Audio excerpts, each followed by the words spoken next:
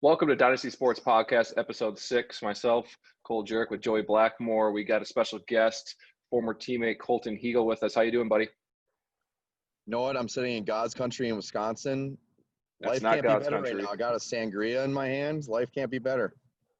God's We're country is Minnesota. fishing off the dock. I mean, it's paradise. Wisconsin, AKA God's country. God's country. So just before we kind of get into the NDSU aspect of everything, let's just briefly talk about, since you are in Wisconsin, talk about your recruiting and everything and your high school career. You know, at Kimberly, the Papermakers, you won state titles as a sophomore and as a junior, and then you were runner-up your senior season. Couldn't quite get it done as the captain leader. Talk about Kimberly, and obviously it had a tremendous impact on your ability to play ball, and more importantly, from my aspect, just knowing you haven't been at NDSU for a year, your ability to understand the game of football. I mean, you came in right away and were an immediate impact. Yeah, a couple things to that, I guess. So my recruitment, not really heavily recruited. I actually grew up liking baseball more than I did football. I wanted to play college baseball really bad. But obviously in the Midwest, it's kind of tough to get recruited. But after my junior season in football, I had a really good season and thought about it. I was like, I think I could play. And did the whole highlight tape. I had a really good influence a year older than me, a gentleman named A.J. Klein. Been 9-year NFL vet right now. He's currently with the Saints. I was really close with him, and his dad actually helped myself and my dad put together. I mean, we cut up my own highlight tape, put it on CDs, and sent it literally probably to every school in the country. And most schools were like, thanks for the video, but we'll talk to you later kind of thing. And, my recruitment started really, my defensive coordinator in high school, Gary Westerman, who's now the head coach at Bayport, really good friends with Tim Polisek. They went to college together at Concordia in Wisconsin, and really good friends. And really my coaches, Gary Westerman and Steve Jorgensen, really went to bat for me and said, hey, the guy is not 6 foot. And that's where Tim Polisek, he'll tell you this day, oh, is he 6 foot? Because that's what you want, the height and the length. I didn't have that. But, again, very intelligent. Gary Westerman taught me a lot about football. We ran a cover 4 scheme already in high school, and Steve was a great coach. We were winning. So that's kind of how my recruitment started. And also my dad was a college coach at one time. He coached at Winona, UW-Oshkosh, and then kind of got out of coaching. Didn't want to move the family around at all. Myself and my brother's 2 years younger, and then my sister was born, so got out of coaching. But I always had that coaching background with my dad, just knew about football. And then came up my junior year for the junior day, because it was later. That was the floods that happened that year. So you guys had a later spring ball. And came out for that, and they offered me at that time. And then South Dakota offered me a week later. Never talked to them in my life, and they offered me a scholarship after NDSU did. All of the Valley schools came in and said, we want to watch your senior season. Didn't trust the junior tape. But I was like, well, I had NDSU already, and then UND came in and said, well, we'll wait until the fall to offer you. And then they offered me a week after I committed to NDSU. And I'm like, well, I already committed. You guys are a little late to the party. So, I visited NDSU twice and loved it and decided to sign. In high school, you played just safety at Kimberly up until – if I remember, this might be a fabricated story by you at some point, but you played running back only during the playoffs, and you had like 14 touchdowns or something? So I was kind of always a running back actually growing up. And this is a funny story. I'll tease my dad a little bit. So my dad was a coach, right? Got out of college coaching. He coached me my 6th and 7th grade year. I pretty much only played running back, but he didn't really play me a bunch. He was a mean dad coach that never played me. So he wanted the other kids to play and knew I could play, but never did. And then my 8th grade year, he let me go off with a friend of his that coached me and went off at running back, played running back my freshman, sophomore year. And then my junior year was the first year I actually played safety, and only played safety my junior year. And then my senior year played both ways, but only sparingly on offense when we were kind of down. But yeah, that story is true. The first game I actually started at running back, we were in the first round of the playoffs. And we received the kickoff, and I took the kickoff and got whacked in the stomach really bad.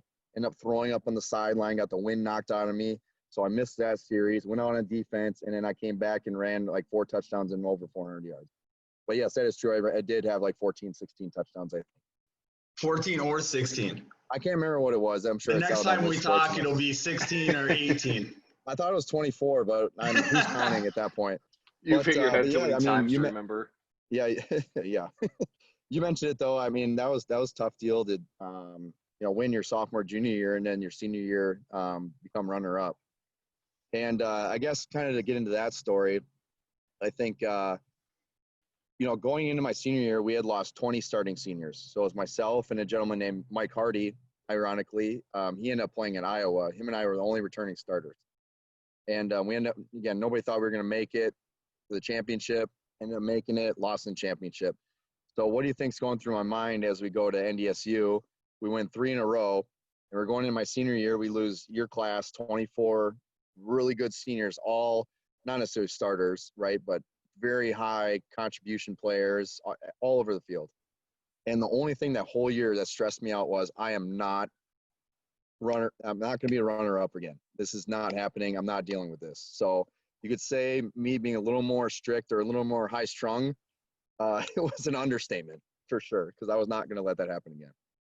Well, we'll get into that a little bit later, but let's rewind that a little bit, and let's talk about your first season at North Dakota State was in 2010. I remember one of my first memories of you were, and you're probably going to laugh that I'm bringing this up, but it was during summer. I remember you and Dudzik came up early, and that's a normal thing now that all of the incoming freshmen are there all summer. It wasn't really a norm back then. But I remember you and Duds came up, and one of my first memories of you is after conditioning. I think you were smart enough to one of our senior captains, and he had some choice words. I believe it was Cy, who I plan on talking about in a little bit. But that's my first real memory of you. Yeah, I think I think some of the things that Duds and I said was a little misunderstood, and some people put words in my mouth. But yeah, I mean, I was going there to compete, and going up that summer, I mean, I wasn't going there to, I was very excited to play college football, but I thought I could participate and be a good player. But did I think I was going to play that fast? No. But I was going to go there and work hard. And yeah, I think what the story was is 2 of the guys were running upstairs because their hamstrings were tight or something like that. And again, something I didn't understand, right? I think is most times in high school, we joke that anybody who didn't participate in anything, we called them soft. So like, oh, that's kind of soft, running stairs when your hamstring hurts. I never had an injury in my life, right? And lo and behold, I ended up very much having a lot of injuries in college. So kind of came back to bite me. But that was the story, yeah. But there was other things that got strung out along the way, that some things I said. Right. But that is a true story. I did kind of open my mouth a little bit too much. Yeah. As people who know me will know, whatever brain thought just comes right out of my mouth. There's really no filter at that point. So probably could have thought about that a little bit more before I just spoke out. Right. Well, going into your freshman year, I mean, what you said, you wanted to go there, compete and participate. Well, that's exactly what you did. And right away, game 1, I mean, you're a starter on special teams. And by game 7, it's funny that it was actually my first road game that I actually traveled with the team on. It was versus Illinois State, so I remember it very vividly. Somewhere throughout that game, I think it was the second quarter, maybe the third, you probably remember it better than I do. You end up going in for the, at the time, senior captain, starting strong safety, Cy, who was not only a good player, but he was one of the best leaders I think I've been around. Yeah, I think, as a season, I don't think, again, I give, first of all, Robbie Grimsley a lot of credit. He got to play game 1 against Montana. I was at that game. I don't know if I would have been ready at that point. I had 6-7 games to really keep practicing with the 1s and 2s and keep practicing, get a lot of playing time just to see that, because that game speed is just so much different from high school. And, getting to play a little bit of garbage time in the beginning of the year when we were playing I don't know, we played East Coast School, whatever. but again, I had very good coaching right away, so I was able to get it a little bit faster than most. So, but you still need to see reps and see that speed and the physicality. But that Illinois State game, I don't know, we just had trouble as a defense, and I think Coach Ward at the time said, "Hey, it doesn't hurt to just change up." We were down that time, and I kind of played with a reckless abandon at that point. My body was a little bit healthier, and just kind of saw it, and I had a pretty good feel of where things fit, and kind of ramped there, made a couple plays, and then after that game, it was kind of just started the rest of the year. But I'll make sure that this gets out there that Cy was very, very helpful throughout the rest of the year. He wasn't a senior that was pissed off that someone else was starting in front of him and just tried screwing me over or was a jerk to me or anything like that. He very much, him and I had great conversation back and forth as we prepped all week. Hey, what are you seeing here? Hey, why don't you think about this? Blah blah. He was very much helpful to me. And, we don't converse very often, but it's very cordial back and forth. And, we've enjoyed our presence, and I no bad feelings from that. So I respect him a lot for that, because I don't know how I would have felt in that situation at all, or how I would have handled that.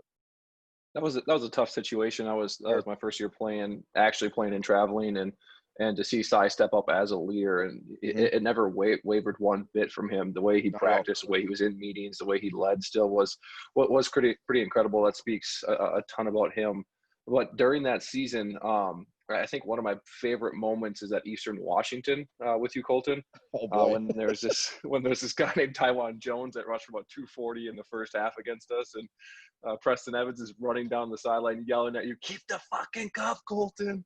Keep the fucking cup!" Yeah. That was a little bit different game speed, huh?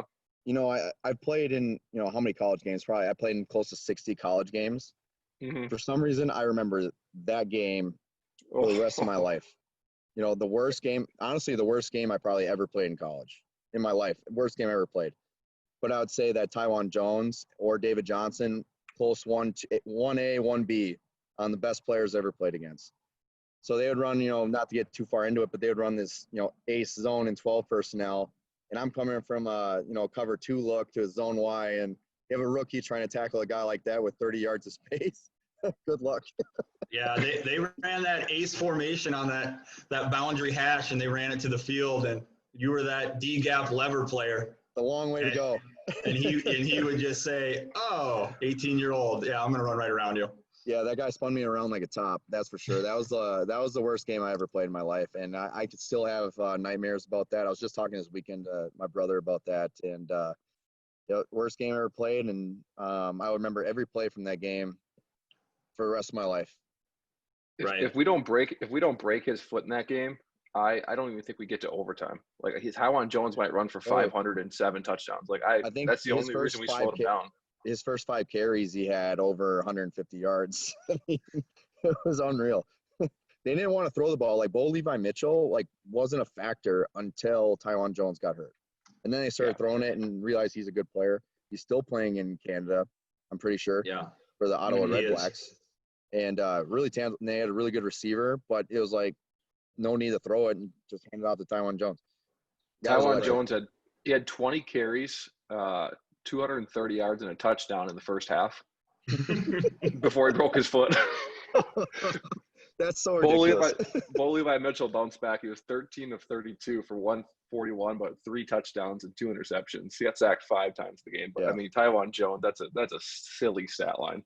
He was electric. And there was one time I thought I had him wrapped up, and then he just pulled a Houdini, and I was like, where'd he go? And that's the one where Preston, I got turned around on the top, and he's cussing me out. I'm like, oh God. Another good story there.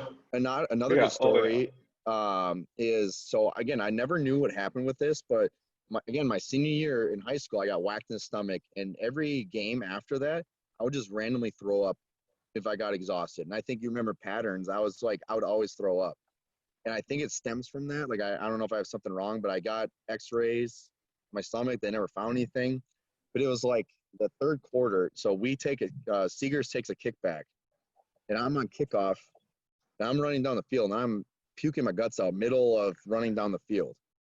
And it looks like I'm just half jogging down the field. And I had DJ McNorton when I come off the sideline, because they took the next kick back to the house. And I'm there puking halfway down, not in my fit. And DJ McNorton is cussing me out on the sign like, you got to run harder than that, and blah, blah. I'm like, bro, I was puking all the way down that field. Like, I have no control over that. It was just I would get random impulses of puking. So that's another story. Like, I probably lost us the whole game because of that. So I'll take that one. Yeah, that was a pretty tough game, obviously. That whole playoff run was pretty wild. I mean, you end up starting the last whatever it is, like 4 games of the regular season. I think we finished 7-4. Yep. We going to Missouri State as the last game of the regular season. Yeah. We Oh had my rattled off like God. four wins in a row, and things were looking good. And then we lose 0-3. Yeah, that was a tough one. Right. You know, it's not a good game when both your starting safeties each have 13 tackles apiece. Dan and I both had 13 tackles apiece that game. Not good. And I remember that game. They would drive the whole – it was so windy that day. Do you remember that, you guys? It was so windy. So they would drive the whole field, and their kicker was terrible. We'd stop them because they had a running back that was like 220. So he'd always fall forward. They kept running this zone, inside zone. They would get, 5-6 yards apiece. This kicker would miss a field goal every time. We go 3 and out. I'm on punt. So I'm running down sprinting. They didn't have TV timeouts back then for us. So I'm on punt. We run all the way down. Then they drive the whole field on us. I'm dog-ass tired. Kick a field goal, miss. And we hold them to no points somehow, even though they're inside our 20 like 4 or 5 times. And we couldn't move. I don't think we moved the ball probably 50 yards. And then we get the kickoff at the beginning of the half. Little pooch punt right into the wind. Don Carter, right? Don Carter. We worked it all pregame. Coach Paul was like, if they kick it to you, just fair catch it and catch it. And then Don Carter doesn't fair catch it, bounces off his chest and I think it was early though, like because they missed 3 field goals from 31, 44, 31, and then the one they finally made was from 22 with 12 minutes on the clock in the third quarter. So yep, yeah, right out of the gate there. Yep. So that was a tough one, and I think we all thought we were out of the playoffs because we were like, we win, we're in. We lose, we're pretty much out. Yeah, my bags the were Kansas win. The Kansas win probably put us got us in. Yeah, 6-3 baby. Yeah, our conference was pretty darn good that year. Oh yeah, I was heading home for Thanksgiving. My bags were packed. I told my mom I'm ready to come home. Pretty much like it was a long first year of playing. I was ready to see the family and woke up on watching ESPN and all of a sudden, on Sunday like we're in. Like we didn't have a watch party or anything. I was watching in my bed by myself and let alone we got a home game too somehow. Yeah, Robert Morris, baby. Bobby Morris. Go. Yeah. So then we get to the first round and we handle Bobby Morris pretty good. I mean, that was a whooping. And then we have to go out to what was Montana State, the number 2 ranked team? I don't know. They were. I don't think 2 6 or 7. I think they were 6 or 7. They were 4 seed. They were the 4 seed though. They were the 4 seed. Okay, so we went out there and that was another crazy game. We're down in the fourth quarter and then we score 4 unanswered touchdowns and end up kind of routing them. And offense, O-line, and the running backs just got after it the second half. DJ had a really good second half. O-line was starting to move the football real well. And just beat them down in the second half. And that game was like 8 degrees. And then Cole couldn't figure out how to do a urine test and get us on the plane back home. It was too dilated. I drink too much Gatorade. I didn't sweat. I don't ever sweat in a 6-degree game. I wasn't playing as much then, and I peed 8 times into a cup before they would take the sample. It was miserable. I was getting some not kind words from guys on the plane that were ready to go home and celebrate a little victory. And that was a shining moment in my career for sure. Right. Yeah. So then after that, we win, we advance, and then we already kind of touched on the Eastern Washington game a little bit. We end up losing in overtime on a pretty controversial play. It seemed to everyone that was a Bison fan that he was down on contact. But obviously it didn't get overturned and it is what it is. But how much do you think that kind of set the tone for, realistically, the run that NDSU is still on today, 10 years later? I think we all realized that we could do it. Going into that year, again, the culture was changing. You could see it. I mean, the summers were a lot different. The leadership was a lot different. That senior class that year in 2010 really set that tone to change it. I think we had a lot of younger classmen too that said, hey, we didn't come here to be mediocre. And I think that's what kind of rubbed some feathers that, myself does it, maybe made some comments like, hey, we didn't come here. I came from winning tradition. I didn't come here to lose football games. So I think that just raised the bar. And I think your class is very talented. We knew we had talent. Somehow we fell into a lot of great talent. Maybe that was a inch too short, a tenth too slow on a 40, whatever it was, but they're great athletes, great football players. And somehow, again, the misfit group that just no one wanted us. And so then we knew, hey, we're in the right track here. We know we can do it. We were a bad ref call away from being in the semifinal. A home game, by the way, too, against home Illinois. game. Yeah. Like we were that close. And so I it's think crazy again, that too offseason, go ahead. It's just crazy too to think, from my memory of it and everything was, I remember thinking like, are we that good?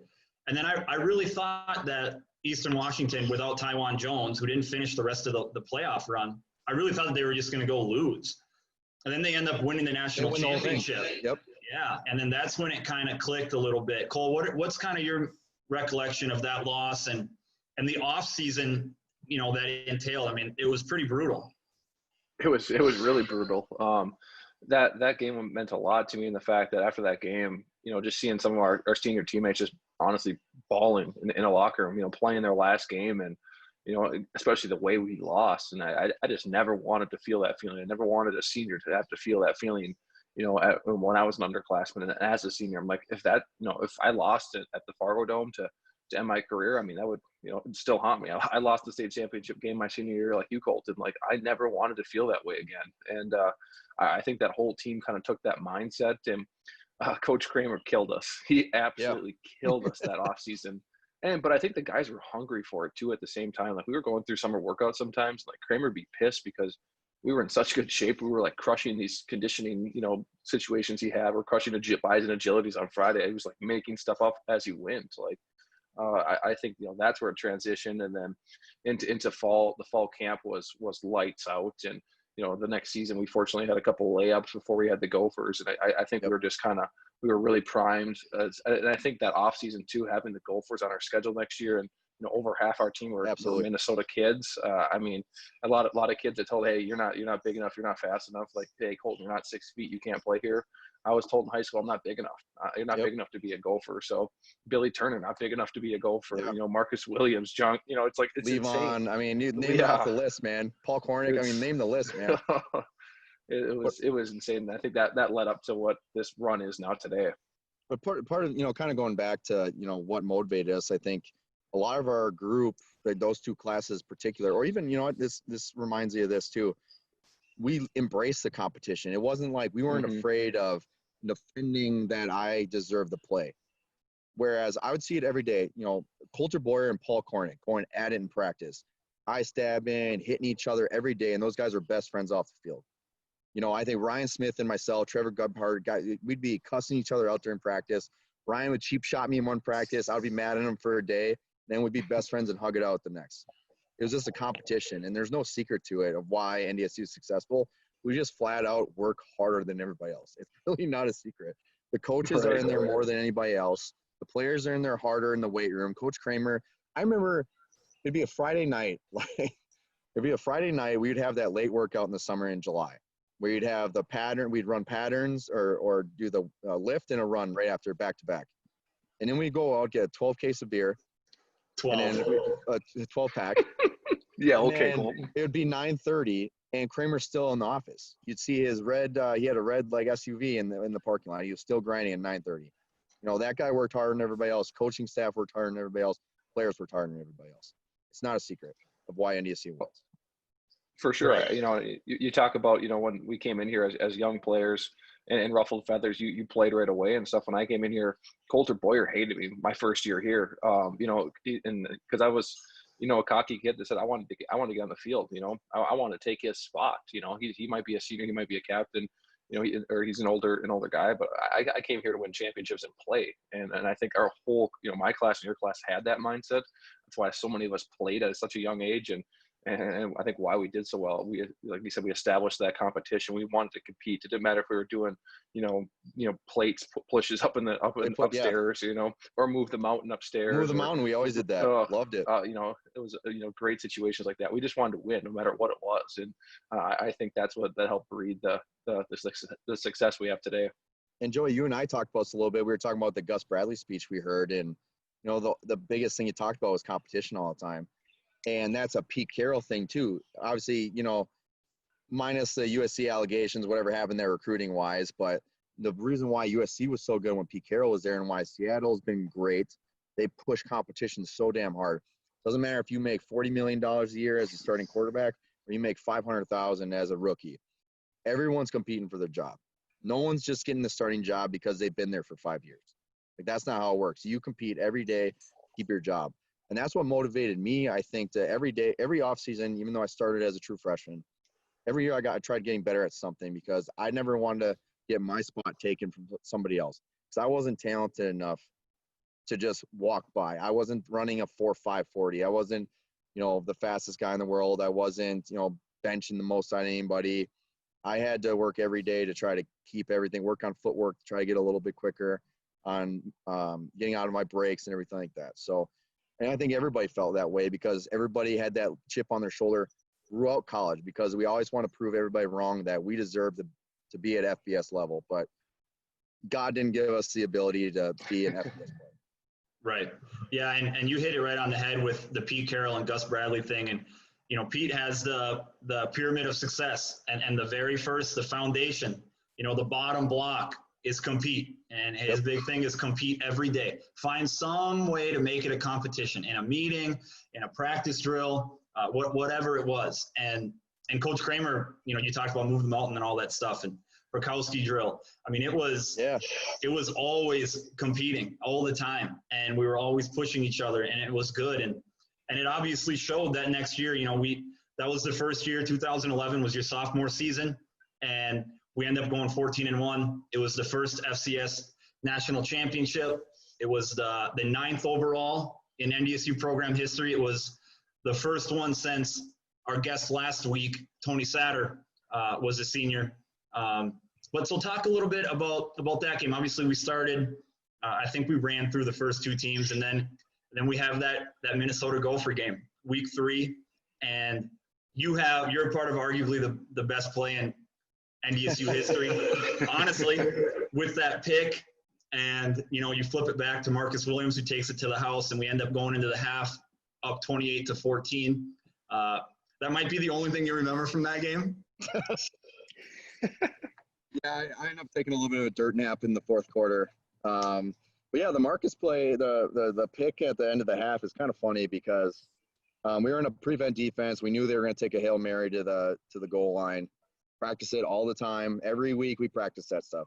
Every Thursday. One story by Coach Kleiman has been burnt on a play like that before, so he always practices on Thursday. We do the walkthrough. We practice it on Thursdays. Make sure we get our alignments, assignments, and everything like that.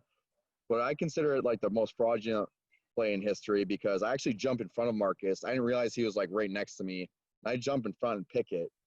And then my slow ass starts running, waddling my way to try to take it to the house. Marcus is jogging behind you. Yeah, he's just kind of like, okay, like hurry up and give me the damn ball. Sunday stroll. So again, I get kind of dragged from behind, and then everybody asked me this question like, "Oh, did you hear him?" I was like, "Totally heard him, absolutely." Like, pitch it, and I'm falling backwards, but he had my jersey enough to where I kind of like limped it to him. I couldn't actually hand it to him or get it to him, so it takes a perfect bounce. And it was absolutely perfect because everybody in the Gophers stopped. They thought it was dead. They thought I still had it. Someone takes a perfect bounce and bounces up to Marcus, and he takes it to the house. And it was so cool. And I'm just running over the sideline. I'm dead ass tired. I'm just jumping on everybody. And then we go into the locker room, and Hayes is like yelling at me, "Great effing play," And then Bull comes up to me. He's like, "Great play. Don't ever fucking do that again." Coach Bull. Those plays that are funny and memorable, and it's so much fun. But yeah, it's the most fraudulent play in history because I jumped in front of Marcus. Right. So you obviously end up getting, you get hit pretty good by one of their running backs, and you end up missing the next week. And at what point in the season do you end up breaking your hand too, right? Yep. So that was a couple weeks later. So, yep, I missed Illinois State, then played a couple of games, and then it was South Dakota State. And I'm pretty sure it was Zenner who I tackled, hit his thigh just perfectly where I dislocated my thumb. Broke, I can't remember what bone it was, but it's a small bone in the bottom of my thumb. Broke it, dislocated my thumb. Actually did in the third quarter, played the rest of the game. Just thought I hit my funny bone. So played the whole quarter with a dislocated thumb. And had surgery the next week. Missed the Northern Iowa game then that year. And then played the 3 more weeks. And then on the Friday before we went to Illinois State that final year in 11, the doctor at that time, Pi, calls me. We got an x-ray every week. And he goes, Heags, I got some bad news for you. I think we're going to have to redo surgery on your thumb. I'm just distraught. Like, tell me this right before a game, So going into that week, I really wasn't excited to play. I knew I was going to have surgery again, but played that week. We ended up beating Illinois State. Had surgery again, so second surgery, and then had to sit out. We had the bye week and 2 weeks sat out. Lehigh and James Madison and Lehigh. James Madison. Yep, James Madison, Lehigh, and then played against Georgia Southern. Yeah. So let's just jump right into that Georgia Southern game. That was, it's funny because last week we obviously had Tony Satter on, and we were talking about the unique style that they ran back in the 80s of that split back veer and how difficult it was to defend. And here comes Colten Heagle. And we brought in, I don't know, I still don't, if you guys know the person, we brought in somebody, the coaches did, that was a triple option specialist. And he was kind of always in the background, but apparently he came up with this game plan, and they decided to put number 20, Colten Heagle, as that free safety. And you were just that alley player, and your rules were essentially quarterback to pitch. Yep. And you end up having like 15 tackles, like 10 solos, something like that. And you're doing it with a big club on your hand. And for me, I think that was probably the best game of any defensive player that I've ever been around. Yeah, I think that's that kind of defined my career, kind of, again, put me on the map for that. But no, again, we kind of had a similar scheme to that in high school. Again, like I talked about, we played a high school Appleton East that ran a triple option. So very much used to, at least, not that, again, we didn't run the same kind of thing on defense. We had a little variation, but at least you saw the same pictures. Like, that play is very familiar. And whatever the scheme is, as long as you can see the picture and see the moving parts, where are the fake parts and where the actual ball is going, it's just easier. I've seen it before. And literally was just talking about this with my family this weekend about that game. And we were talking about, Brendan Pierre wasn't able to play that season due to a big goof up in the academic side. And Brendan is a smart dude and ended up getting screwed. Fact. But him being an unselfish person gave us the best look on scout team we could have got. Fast athletic player. And he gave us a great look on defense that whole week of practice.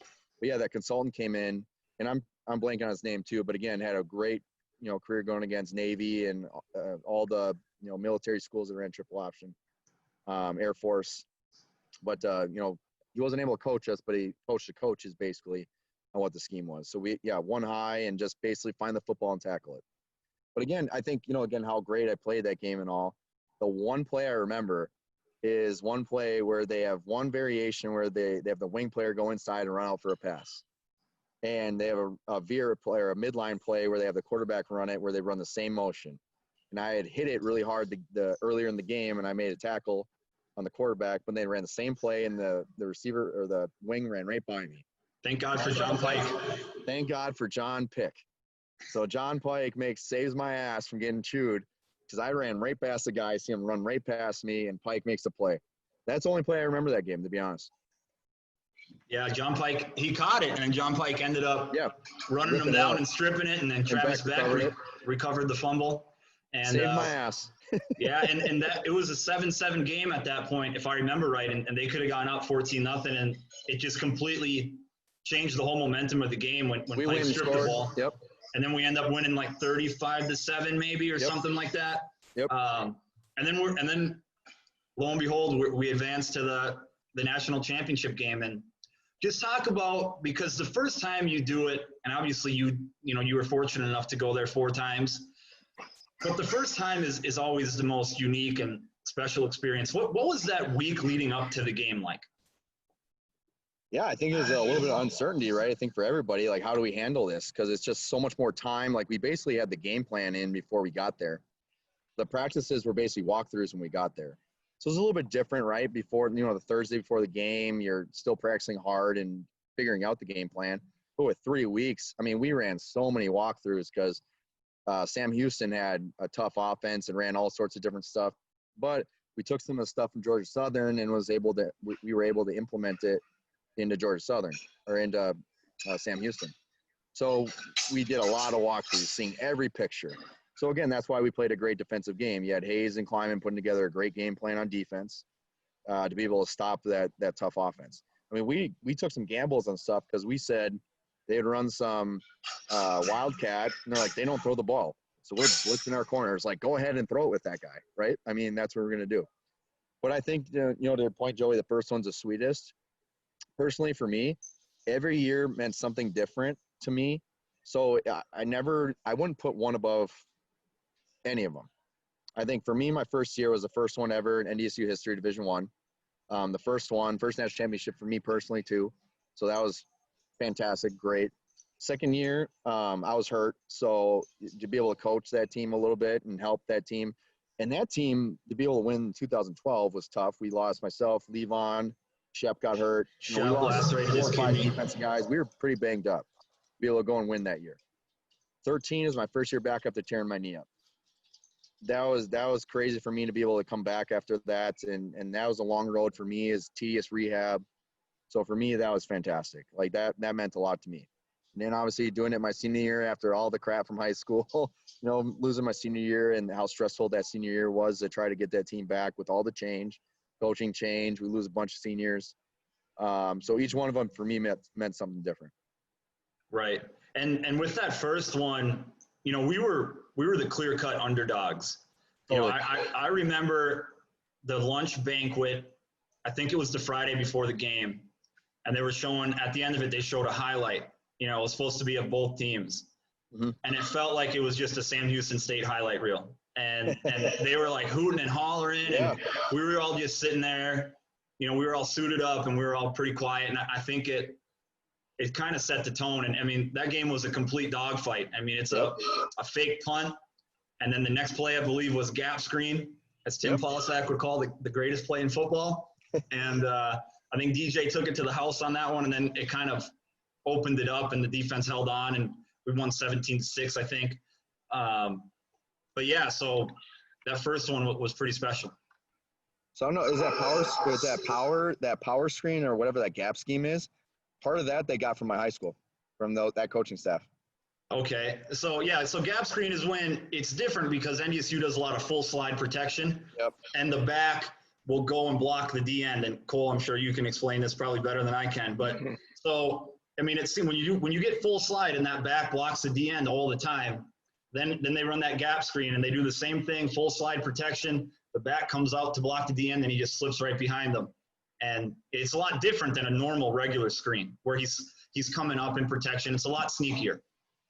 Yeah, it's tough. It's really hard to see. When I was young, I would see it a lot. Obviously, our offense ran it a ton. Vegan loved that play, and my first few years, I got eaten alive on it. And then towards the end of my career, I could tell by the running back's path. I'd seen it enough times that I would just stand right there, and the running backs get all pissy and, oh, you guys just know all of our plays, don't you? Just know all of our plays. But, talk about a dogfight practice in fall camp when we see each other for 4 years. Oh, my God. You hate everybody on the offense. Anyone wearing yellow, you just hate by the end of fall camp. I mean, the amount of time I had to spill Andrew Grothman and Jed Reesear, just ear hole shot. I'm like, I'm done with these guys. I don't even want to be friends with them anymore. Yeah, I hated them for 3 weeks. They're allowed to cut us, but we can't knife them. Until Colten Heagle does it to Andrew Grothman. And then get an uppercut to the gut. Yeah. Right. So transitioning into, that next year, you touched on it a little bit. You got hurt. The second game of the season, we're playing a Mountain West school, our big FBS challenge in Colorado State. And it's a third down, I believe. And the number one rule in Bronx, if you're that blitzing nickel, It's don't peel on Bronx. Don't peel on the screen. Because we got a flat player out there, Colten. And what did you do? I peeled. You peeled, and what happened? Retracing. And what happened? The knee gives out. Yeah. So you end up tearing your ACL and you missed a year. So what, obviously we end up going 14-1 again. And like you said, we had a ton of injuries. The big one outside of you and Shep was the Levon one against South Dakota State on that awful cheap shot. Yep. He was the best three technique in the country. And he was unbelievable. And to lose him, to lose you, to lose Shep, who was not only so valuable on defense, but he was just such an unbelievable special teams player. And then we still end up winning that, our second natty, and you had to watch it from the sideline. So, you touched on it a little bit, you got to coach a little bit more, but what was that experience like? Yeah, I think, the biggest thing is, when you get hurt and you're done, your season's done, it's very lonely when you have to go do rehab. You're by yourself. It's so tedious because you're doing these basic drills. Like, again, we're very high functioning athletes. We train all year for this. And then you get your season cut short, and then now your knee is just basically goop. And you have to you've been through it.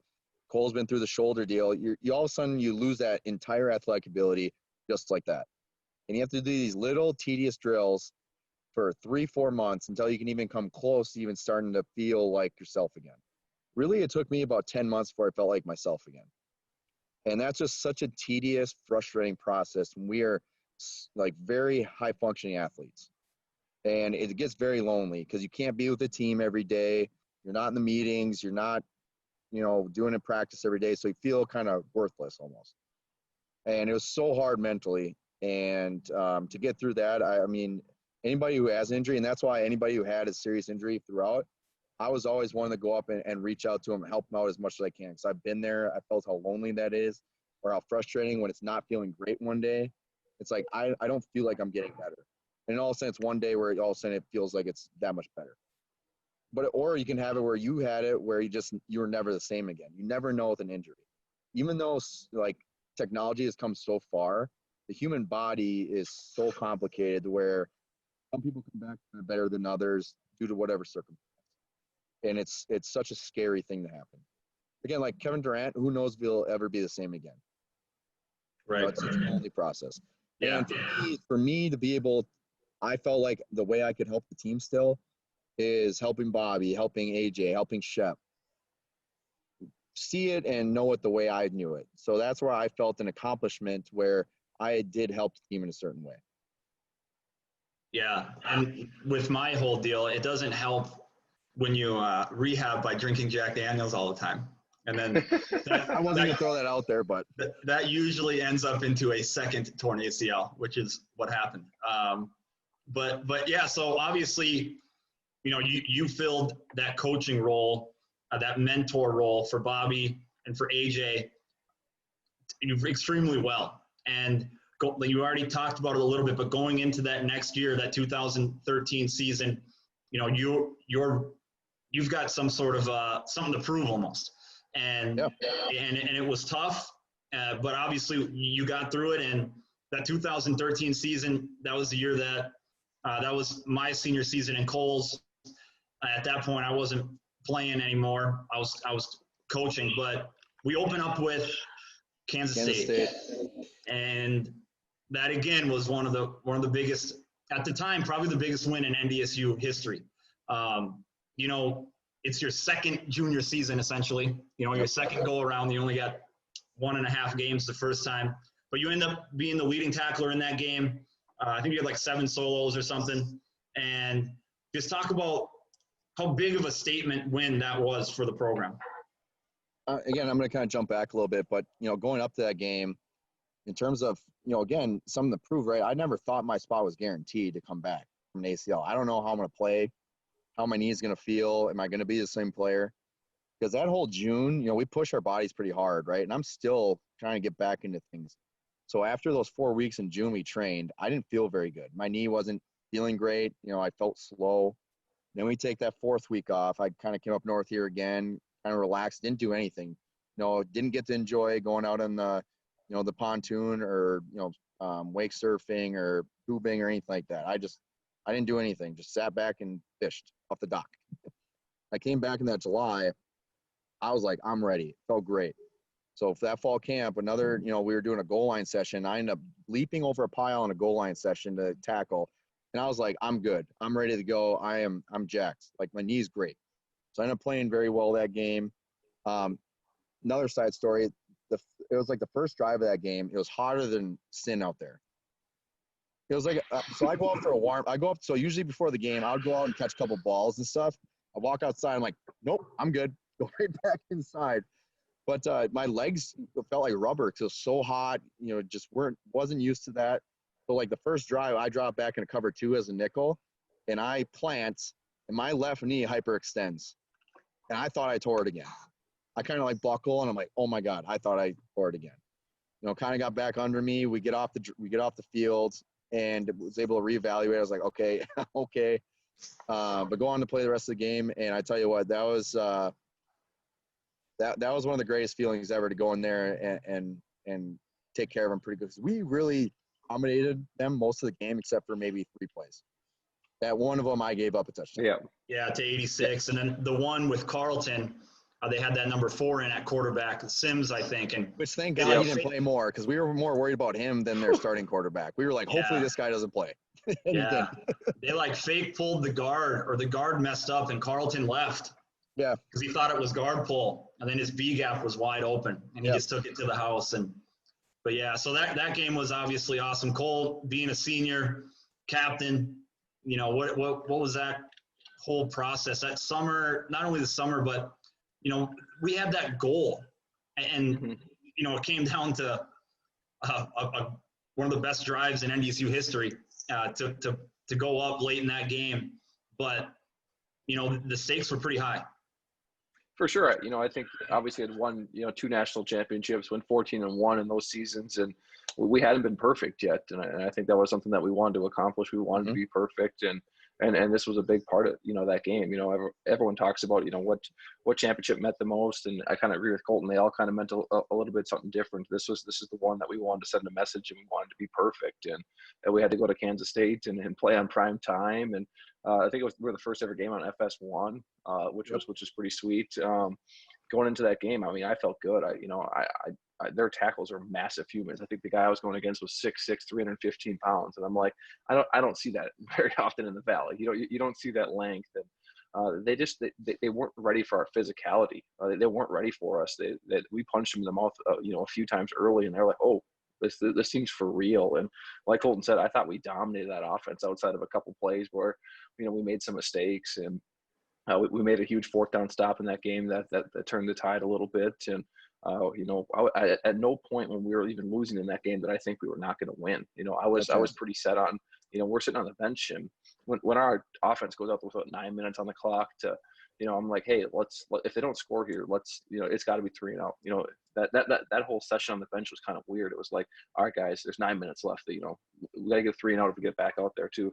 All right, guys, if we get back out there, like, we really have to get a 3-0. And then all of a sudden it's like, hey guys, like, it's time to pass rush. We can go win this game. There's 30 seconds left on the clock. Let's go finish this. And to watch our offense walk down was pretty sweet. To watch them, like, their guys just fall. Guys, they were out of shape. They weren't as conditioned as us. We powered through. And something that still sticks in my mind today is Coach Kramer was talking to their strength coach before that game, and then he's like, their players were bitching that they didn't have air conditioning for a week in their weight room. And I'm like, air conditioning? I mean, we don't have that over here. The BSA was 1,000 degrees at all times. Oh my! The weights were rusting, and the platform you're on was just full of your sweat. It was dangerous lifting conditions. And when you hear some of those things, like, we didn't have one guy cramp. They had like 7 or 8 guys go down. And credit to our our nutrition staff, credit to Jim Kramer for getting us ready, and credit to our whole staff in general for having that team ready. And that game meant a lot. And once we got that win, I think it was game over for everybody else. They're like, okay, this team's for real. And you see by some of the scores that year, we were on a mission. Right. My point before, where we work harder than everybody else, we had won 2 national championships. We had your senior class, a lot of great players who played a lot of snaps. My class had played a lot of snaps. We had a lot of great young players. That was the hardest fall camp we had at any point. Yeah. And easily. we did not rest that we had, we can just rely on winning 2 national championships and we'll be able to walk through everybody. That was the hardest fall camp. Right. And after the K-State game, the 2 games that kind of stick out to me were week 4. They were back-to-back. Week 4 was our first conference game. We play South Dakota State. And from a defensive performance, probably the best I've ever seen. And the week prior, South Dakota State played Nebraska and put up, I think, like 250 rushing yards on them, 270 maybe. And they had negative 32 rushing yards against our defense that day. And that was kind of I mean, South Dakota State's a big game always, but I think we all agree Northern Iowa was kind of our rival, more so than South Dakota State was. Yeah, I think that was a revenge game for Levon. Absolutely. Yeah, I think so as well. Yeah, I think that front dominated them the whole game. And again, that was a crappy field at that point, and it was hand in the dirt, mud game. I think the night before it rained, a high school played on it that week. It was just a mud fest, and it was just grind, smash mouth football. And we knew the way we practice, they are not getting a dime on us. How great Zenner was, I mean, it doesn't matter. You're not beating us when it's downhill. You're not beating us when it comes to grinding the football out. No chance. That game literally felt like your younger sibling or little cousin or something that wants to play basketball hoops, and you're just sitting there swatting them these are our little brother, and they aren't going to do shit tonight. This thing's over. We're taking care of business right now, and we're not going to let them do anything. And that was a beat down from start to finish. Show up, whoop their ass, get the hell out of that terrible town. Terrible town. The next week was a little bit different. That was the game we played against Northern Iowa. Yeah. And in that game we were actually down. I think we were down 2 scores in the fourth quarter. Well, I think right away we had a fumble on a kickoff that put us down right away. 2 of them. Two fumbles off kickoffs that put us down right away. Yeah, and that was another 9-10 Heagle tackle game, but that was kind of missed a big one though. Yeah, that was kind of David Johnson's coming out party a little bit. Yeah, I mean, there's another play that I can remember to this day. I mean, it's a cover 4. I'm in the A gap coming from 30 yards away and thought I had him wrapped up, and he just happens to disappear on you. And he was that good of a player, and then stiff arms Grant and then totally outruns Marcus. He was just that good of a player, and he was that impactful. But again, you just grind it out. You never think you're out of it. You just think of a way to win. I mean, not to compare us to the Patriots or anything, but it's as a mental mindset, you're never out of it. You're not going to have a perfect game every game. But the way you just keep together as a unit, it sounds cheesy, but again, throughout the game, you keep trusting your coaches and your teammates that we keep doing what we're doing, what we're good at, and you'll come out on top. Right. And after that one, obviously we win a close one. What was it, 24-23 maybe, Cole? Looks like you got it up.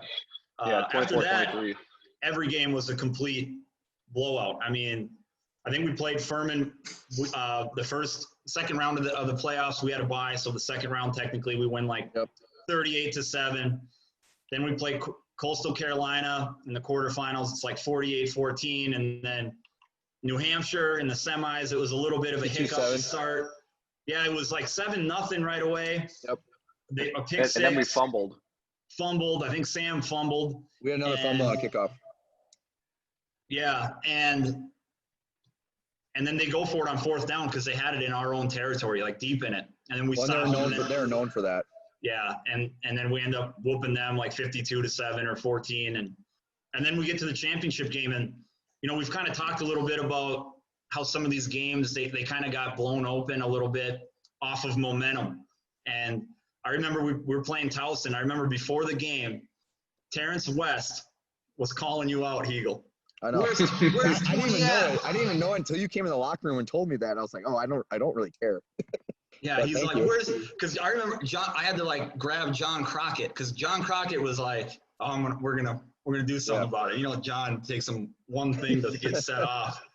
But where's Tony at? So that was another game. We ended up winning 35-7, but it's a 7-7 ball game. Yep. And they're getting ready to kick a field goal late in the second quarter.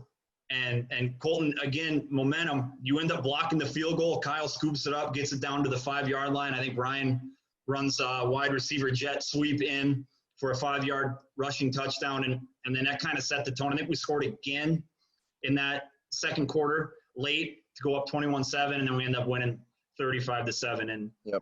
And you touched on it a little bit, Colten, and I'd like to hear your thoughts on it, Cole. Obviously, that was your last game as a Bison, but for you, obviously, with that injury and such a catastrophic one with that ACL, you never really know how your knee is going to respond. Is your body going to be able to be the same? How did that whole ride, going 15-0, beating Kansas State, taking care of your rivals, running through the playoffs, how did that all feel, everything? Well, I think, again, Cole and I kind of had the same situation that year. Well, his is longer than me. I give him more credit, but playing a whole year with 2 torn shoulders, again, like that 13 team was not perfect that whole year. We had so many injuries. Everybody, Beck had a shoulder the first game of the year against Kansas State. Cole had a shoulder, beginning of against Kansas State, and then the rest of the year, 2 shoulders the whole year. I tore my shoulder. Like, everybody had something going on that was beat up, and somehow we made it through the whole season and in a dominant fashion. But it's that toughness, again, throughout the year. We're going to play through that. Not necessarily the smartest thing in the world, but we're going to play through it. I know Cole and I were taping each other together that game. One play, like I made the tackle against Terrence on one play, and I didn't want to get up because I had hurt my shoulder. I was laying on the ground. I was like, it popped out again, trying to get up. And luckily, I was able to get up just a little bit faster than Cole, and Cole's laying on the ground and able to look like more of a wuss than me, having the trainer come out to stop the game than me. But, I was just trying to get through that game without, pain and suffering. But we strapped together that whole year trying to duct tape ourselves together. That was a long season. Yeah, I tore both my labrums that year, and that year didn't go as planned. And unfortunate, stat wise, I wanted to, have a better senior season and whatnot, but obviously the season went as planned, and that game was championship. Yep. That game was tough. Yeah. And that game meant a lot to me. I didn't have many sacks that year. I was able to get home and get a sack in my last college football game. So that's why that game always stands out to me a little bit more. And my final game, the senior class that I came in with, that we preached so hard that we wanted to be champions, we wanted to be perfect, and we were able to do that and fight through so many injuries. I know, myself, Levon, Drevlo, just on the D-line alone, we were all battling major injuries that entire season, and it wasn't a lot of fun. Winning football games, and you're pretty miserable, like you said. You're sitting in the training room trying to piece your body back together, week in, week out, just to go play for 3 hours. And, it takes a strong will, a strong person to do something like that. And that's what we had in our team, a lot of guys like that. And that's why we got championships. That's why we've been perfect, 3 times now. And, credit to you for playing through all those injuries, the ACL, the thumbs. And it's not a lot of fun sometimes, but Saturdays do make it worth it when the lights turn on. Right. Something Kyle talked about when we had him on here was going into your senior season, and you've mentioned it, there was 24 seniors in Cole's class that were all pretty good players, ton of contributors. And the talk around the town, at least in Kyle's eyes, when he was looking back at his thoughts and his memories, was the run's kind of over. And Coach Bull leaves. He brings everyone but Coach Riley, Coach Gazer, and then Coach Kleinman steps in to be the head coach. So there's a ton of new faces around. Coach Klanderman steps up to be the DB's coach, your position coach, which was, the most all-star home run hire, in my opinion, being a GA for the 14 and 15 seasons, being around him. But so there's a lot of news, a lot of unknowns going into that senior season. And game one, we open up with a Big 12 team, Iowa State, and before you can blink, we're down 14-0. And I think at some point you and Dudzik both collide on a deep ball. You guys are both out on the sideline. You end up coming back. You have a pick in that game. You played pretty well. But what was kind of your thought process going into that senior year, your memories and everything? And then talk specifically about that game. Yeah, going to Iowa State, I think you're always looking for a chip. I think we watched, the Jordan documentary, The Last Dance, and you always look for a chip, right? So again, AJ Klein, a good, kind of not mentor, but a good friend of mine and someone I looked up to a lot and had great success. He was an Iowa State grad. So I just wanted to beat Iowa State just to talk crap to him. And so I texted him for a game. I'm like, we got these guys. Like, I was talking crap to him. And then to go into that game, and again, I was, at least myself personally, we were undefeated against 1A teams. Beat Kansas my freshman year, Colorado State, Minnesota, Kansas State, and I was like, I want to go undefeated against FBS teams. Again, just to show, like, I could have played at this level, right? And going to that game, and Kleiman's first game, obviously want to win. Gene had left at that point too, so we had new AD. We didn't even have an AD yet. Prakash Matthews stepped in as interim AD, who I got to be very close with, and a great human being, good friend of mine now. But just wanted to take that, just to show people that, hey, we haven't gone anywhere. We still had a lot of returning seniors. And even when we were down 14-0 during that game, there was no panic. We made a couple mistakes that were fixable. Kind of got, bad play here or there. I remember I got a penalty on a PI I thought was BS, but we were like, we're better than these guys. We can come back and win this game. So again, keep grinding the football. And that was our mentality always as a team. Grind the football out. We'll win in the fourth quarter because we're better conditioned. We work harder than everybody else. So throughout that game, we were like, okay, we're piecing together here. And all of a sudden we beat them 35-14 or whatever it was. But whooped them pretty bad at the end. Yeah, you put up 34 unanswered points, ends up being 34-14. 34-14. It's Carson Wentz's first start, too, on top of everything. Yep. You go from Brock Jensen, who was, just a staple at quarterback for how long? At the time, when he graduated, the winningest quarterback in FCS history. And on the inside, the people that were really around the program, we knew how good Carson Wentz was. Yeah. But there's still, when the lights are on, you never know. Right. But that season, we got to find out how good he really was. It was a grind that season, that's for dang sure. We had a lot of young kids, and again, the seniors throughout that year, we said as a group that we had to talk about, like, hey, we might not be that good beginning of the year. We need to have some younger guys step up, and we'll get better throughout the year, but we'll have a talented team at the end of the year. But we need to figure some things out. So I think, honestly, that year went better than we thought it was going to early on. Yeah, you started 9-0. Yeah. It's pretty good. And, yeah, it's pretty good. But we thought we were going to have some hiccups in there just because of how young we were. But, again, we were able to catch up early, and the double repping, obviously, throughout the last 3 years, those young guys was able to let them catch up earlier. Yeah. So you guys are 9-0. It's game 10. You go to Northern Iowa, and that's where the 33-game winning streak at the time was an FCS record. NDSU's now beaten that. Yep. But that's where the streak comes to an end, and just another physical, tough game. It's 3-10 going into the fourth quarter, and we had so many opportunities, offensively, where there was a turnover in the red zone off of a tip ball, I believe. Things like that. We end up losing that one. And, that was the last loss of your career. After that, you end up finishing the season 15-1. But the playoffs were a lot different your senior season than they were Cole's. They weren't playoffs anymore. That first game against South Dakota State was a dogfight. And they end up scoring the game. At the time, the game-leading touchdown. It was late in the fourth quarter. 3 minutes or something like that. And I know you remember the play because we talked about it. We were in red 2, which is a defensive formation, and the safety in the corner kind of switched responsibilities a little bit, and they ran an RPO.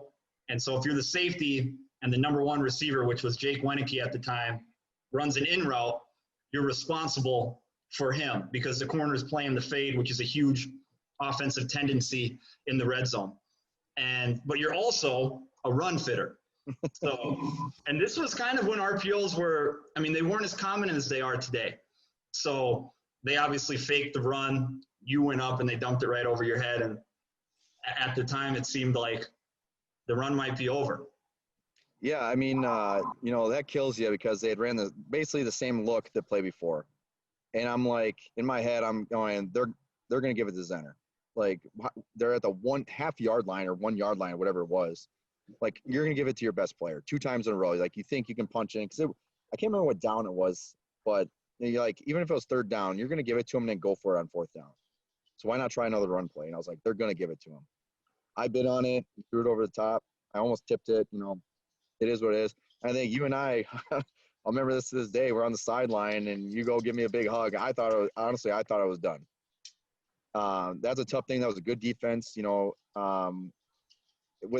a miracle, I mean, I thought we were done. And just thoughts from my head, my last game is losing to FCSU.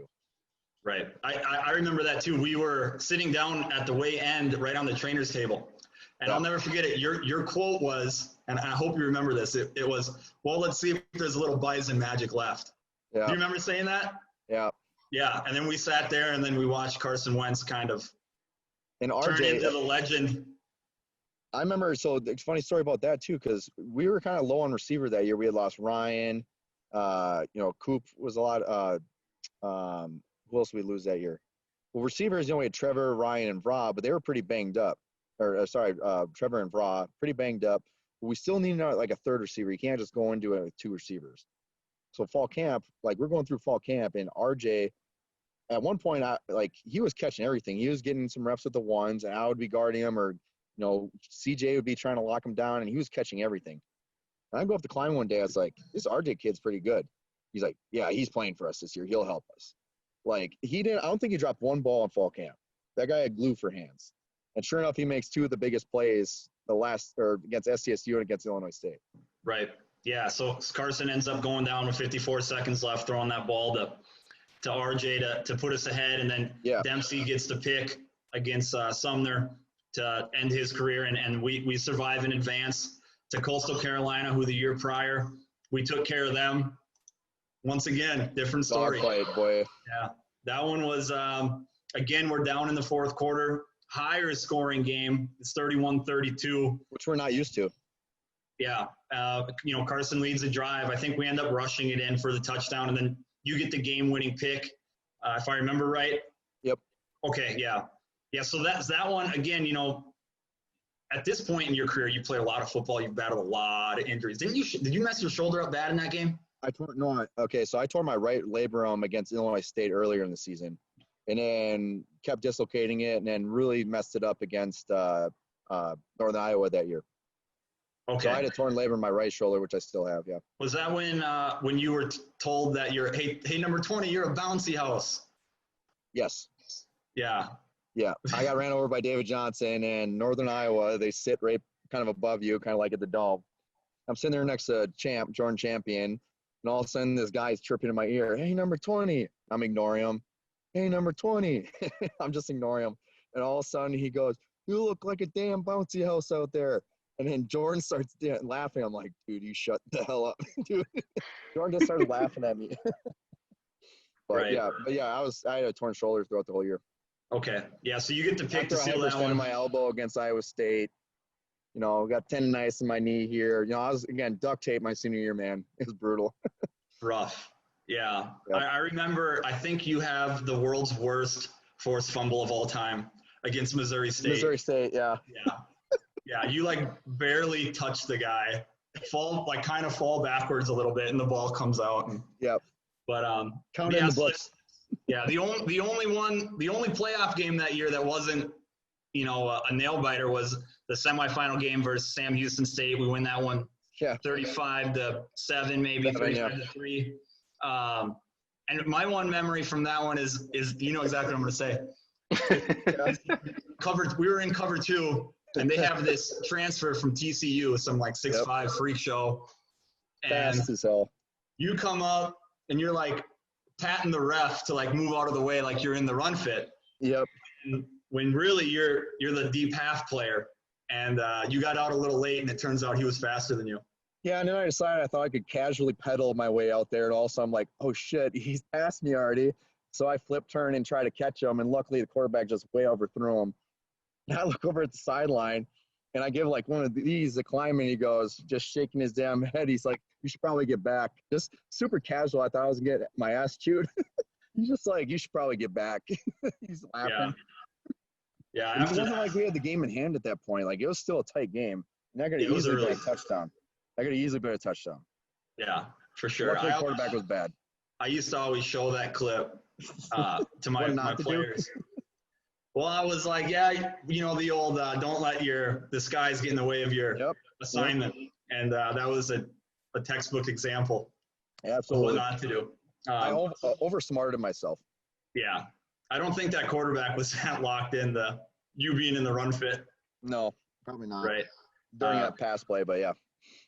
So moving on to the national championship game, we play Illinois State. It was the first time we actually played them that year.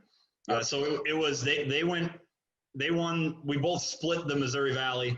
So it was kind of like So it was kind of like we were playing for the national championship game and the Missouri Valley Conference championship. But that was another Carson Wentz save the day. Biggest roller coaster of a game I've ever been a part of. It was out of control. What were your kind of thoughts on it all? Well, we dominated them in the first half. Like this shouldn't even have been a game. And in the second half, they really had our number in the run game. We couldn't stop in the run. Offense kind of staled a little bit. We gave up too many big plays in the second half. One of them was me again. That tackle on the sideline. Yeah, they again, tried just getting a little fancy and tried ripping the ball out and kind of tripped over myself. And the tight end who played in the league for a couple of years, O'Shaughnessy, ended up running for a touchdown. And that was a big momentum shift. And again, you just make the tackle, and that was at the 30-yard line. We could have easily stopped them or delayed the game a little bit more, but just tried making a play and failed. And again, another play I'll never forget. That whole week in practice. Again, some people might not know this, but it's interesting. The whole week in practice, we were worried about a formation, a slot formation with 3 receivers on one side. Slot triples. With the back. I'm trying to make it simpler for the audience here. But back on our side, and they basically run this quarterback play. We talked about it all week, and we were like, nope, they haven't ran it all year in our one formation man coverage. We're like, they haven't ran it all year. We're good. Sure enough, we line up in it, or they line up in it, and we're in the formation we don't want to be in. And I'm thinking to myself, I was like, call timeout. You see it. And I hesitated for a little second. I was like, oh, maybe they won't run it. Sure enough, they run the same play we didn't want them to run. They run for 60 yards for a touchdown. Or Dudzik ends up chasing them down for a tackle like 2-yard line.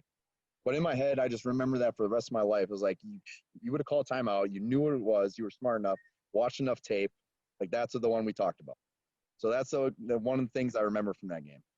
Were you gun shy? Because if I remember right, and this is Dayton, in 2011 against Georgia Southern, you called a timeout, and I just remember Coach Bowen being like, what is he doing? Yeah, so again, the triple option we talked about, we have one misalignment that can go for 6 points. And we were misaligned. We had a guy in the wrong, side of the field or something like that. And I called timeout. I was like, shoot, we're not lined up. I call timeout. And I got chewed out for it. You don't call timeout, I call timeout. And I was like, all right, I don't know. I don't think that was in the back of my mind, again, because I think Kleiman trusted me enough. But no, I didn't. I just hesitated and thought maybe they weren't going to run it because we hadn't seen it. Right.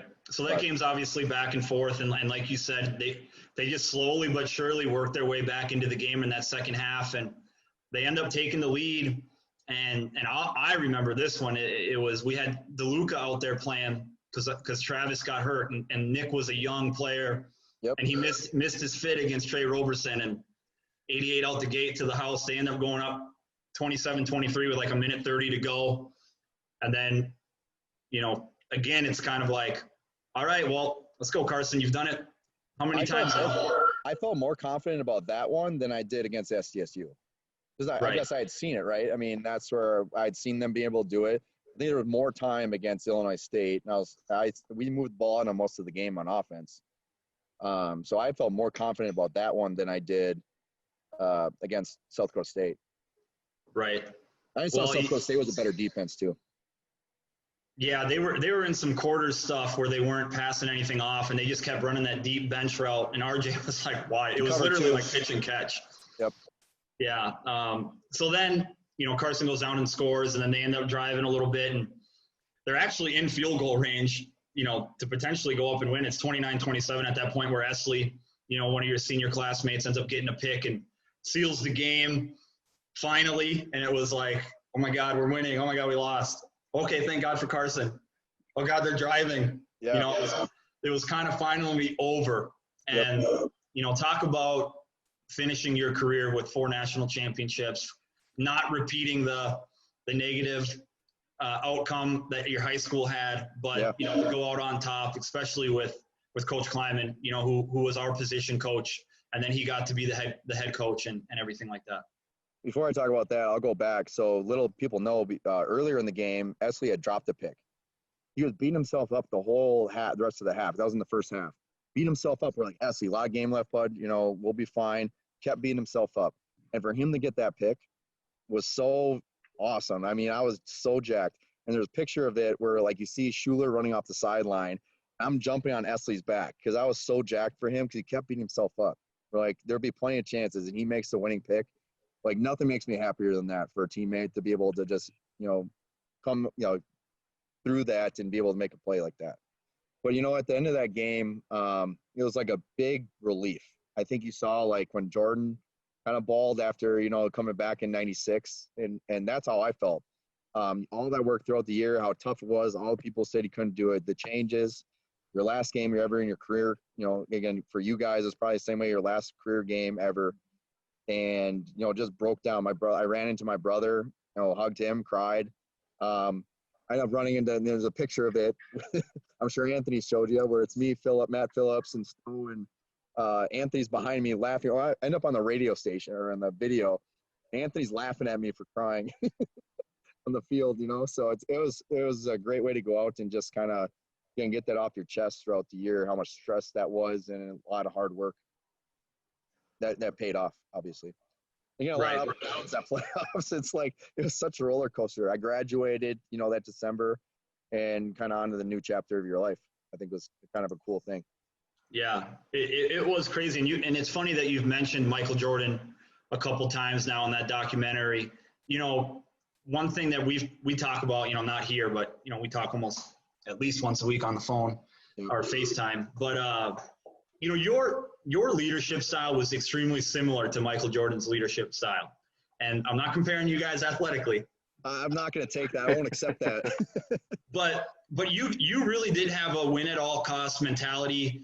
I will be the bad guy, and I don't care, because I not only want to win, but I want you guys to win as well. And I know that what you're doing, that behavior, that play, that is not what's going to get us to the ultimate goal, which is to win a national championship, to win the Missouri Valley Football Conference championship. Mm-hmm. And it couldn't have always been easy. You know, I'm sure there was times where it's just so much easier to let that slide. Like, yep. I don't want to, but I mean, I don't think you ever let anybody slide. No, I think again, it was, I didn't care who you were. It was kind of just what my thoughts were. It was coming out. Because again, I had known even in high school what it took to win. And if I saw it wasn't acceptable, I was just going to let you know. And it wasn't always the easiest thing. I made a lot of enemies. In the meantime, there were some guys who didn't like me. But it was like, you know, I think in the end, people find out that it works. And I've had people come up to me. I won't throw their names out here because I'm not sure how they'd feel about it. But there's guys that I would constantly get on. They would get in trouble, or, you know, more than doing the right thing, I would get on them. I've had them come up to me afterwards and say, thank you for, you know, bringing it out or being honest with me, because I felt that when I was a senior, right, that I wanted people to do it the right way. You know, showed them how to go through it. But I think that doesn't come from just me. That's how NDSU always was. You know, not that it was the greatest in the world, but stud row. It was like that created competition. Your spot was never guaranteed to you. You know, that was the mentality. You had to earn what your keep, and you constantly had to work hard. What bothered me the most about anything is when I saw someone not work hard, cheat a rep, whatever it was. That would bother me more than anything, because nothing's guaranteed to you, and it's not that hard to just do one more rep, touch the line. We always talk about it. Run through the line, touch the line, finish all the reps, if not extra. That's not hard to do. And I had this said to me too, like Steve Jones, the head coach at Kimberly, my high school now, always said this. Like, leading by example is not leadership. That's the minimum, right? Everybody should be leading by example, because that's the minimum. That's the bottom. Your leadership comes up here. And again, it's not always the right way, but I think it pushes people to be better. And I'm not afraid to hurt someone's feelings when it comes to that. Yeah, that was evident and like you said, you were willing to hold people to that standard that you set so highly. And it was the same standard that you set for yourself. And that's when it makes it, you know, work, in my opinion. Yep. The last question that I have. Well, Jordan said that too. To go back, sorry, Jordan said that though. He's like, I didn't make people do what I didn't do. Right. He said that. He's like, I did what I expected people to do. It wasn't like I would said, hey, do 2 more reps and I would cheat a rep. Right. I mean, you can't tell someone to do something unless you did it. Right. I can't go say, hey, Trey was one that, kind of took some time right away, but he ended up being a great leader. Trey did. And, I didn't tell Trey to go watch 2 hours of film or go watch this. You need to watch more film. And then I was just sitting there, sitting in my house playing video games. I was in there watching the film, right? I mean, you gotta practice what you preach. Right. And I was around Trey that next year, and he turned into you. He literally was going to dog cuss you and hold you accountable to a very high standard. And I was only around him for that 1 year when he was really kind of playing, and he ended up having a phenomenal career. Absolutely. But yeah, so obviously it worked what you were doing. Because ultimately it pushes yourself. Because again, you can't, again, it's the same thing. You can't tell someone to do something unless you're doing it. So it ultimately motivates yourself too. Right. That's how I felt about it. Yeah. So the last question I had, and we've been kind of asking all the former Bison players that have been on here, what does Bison pride mean to you? I think the biggest thing, and I've really thought about that because I've heard hear a bunch of people ask about it, right? But I thought the biggest thing I took from NDSU is, and I didn't get it right away, when like someone got in trouble, right? Missed weight or got in trouble. Why did everybody else have to get punished, but not the person who actually screwed up? It creates like a teamwork thing. You don't want to let your teammates down, your friends down, your family down. And that creates such more tightness where, again, everybody's looking out for everybody. So again, it's and not just in getting in trouble or whatnot, but again, looking out for your teammates, holding yourself accountable, holding everybody else accountable. It all interchanges. So to me, again, I think we all talk about it, or I've heard people kind of say the same variation of it, but it's like you're going to bleed for your brother, right? It's the team camaraderie. And I think that's why we won games. I mean, I talked to pretty much everybody from the team, at least not drop a text or say hi to them, or again, we see each other and it's like you never left. And the Bison pride to me is you're trying not to let your teammates down, right? I think why Cole, myself, you, Joey, you battled through a lot of injuries. You battled through those injuries because you were not going to let your teammate down. 100%. Yeah, I think that's a huge part of it. And, everyone kind of says the same thing. It's so hard to put into words what Bison pride means to you. It's just something that's ingrained in you and you just do it. You can't really explain it to somebody that's not around that culture. And like you said, like the brothers, they're there, we don't see each other as often as we used to. I finally got you out of my basement, so I don't have to see you every day anymore. So no, but it's awesome, Colten. We really appreciate you joining us. Hopefully you get back to God's country, which is Minnesota, sooner than later, because Wisconsin is not God's country, but it looks like it's a beautiful place. Are you catching any big fish? No. Yeah, that's right. I'm going to try in a little bit here. You guys are delaying me here. There's only probably about 30 minutes of sunlight left for me to get some of these walleye here. You'll probably catch a buzz. It'll be fine. That's fine too. Thanks, Cole. Appreciate it. Appreciate it, guys.